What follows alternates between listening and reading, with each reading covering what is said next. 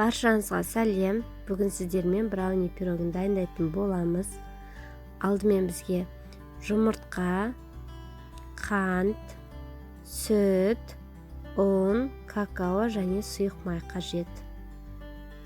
Алдымен ұнымызды алып, оның үстіне какаоны араластырамыз.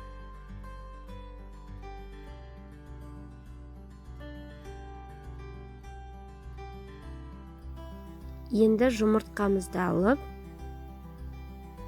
оның үстіне қант қосып, кішкене ғана миксерлейміз. Қатты көпіртіп миксерлемеңіздер, болмайды. Оның үстіне сүтімізді құямыз. Тағы миксерлеп аламыз. Енді ұн мен какаоны араластырдық қой. Осыны қосамыз.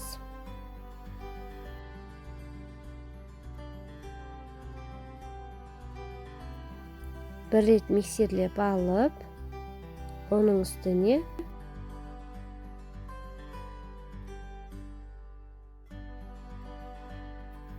разрыхитель қосамыз.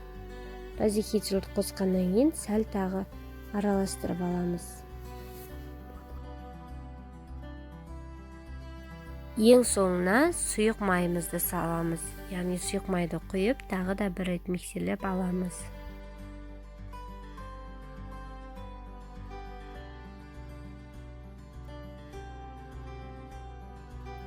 Бізде міне осындай раствор шығады. Не сұйық емес, не қою емес, орташа. Ыдысымызды майлап, немесе пергамент қағазын төсеп, осылай құйып шығамыз. 30 минутқа 200-180 градуста пісіріп аламыз. Пирогымыз піскенше ганаш дайындаймыз. 20% сливкимен де. Осыны баяу отқа газға қойып, үстіне шоколад бөліп саламыз. Сливки 150 грамм болса, шоколадыңыз жарты плитка болады.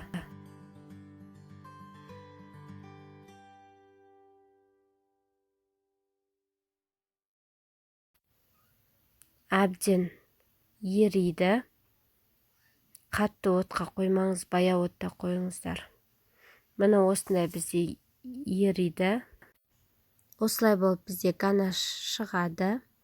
Енді осы ганашымызды әбден суытамыз. Суытқан кезде қоюланады. Ыстықтай құймаңыздар, ыстықтай сұйық болып қалады. Пирогтың бетіне құйып шығамыз. 20-25 минутқа қалдырамыз. Өте дәмді пирогтардың бірі. Қараңыздар, қандай күшті.